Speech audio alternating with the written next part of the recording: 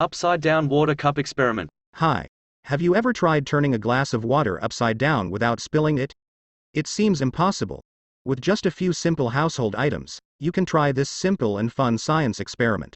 Things required: empty glass, water, paper. Take an empty glass. Fill water in it. Place the paper on the top of the glass. Place your hand on the paper, then flip the glass over. Remove your hand from the bottom and watch in amazement as the paper stays covering the glass and the water doesn't spill out. Do you know?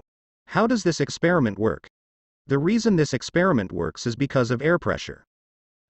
In this experiment, the air pushing up from underneath the paper is strong enough to overcome the weight of the water pushing down on the paper. Because of the air pressure pushing up on the paper will stay on the glass and the water will not spill out. I hope you enjoyed this experiment.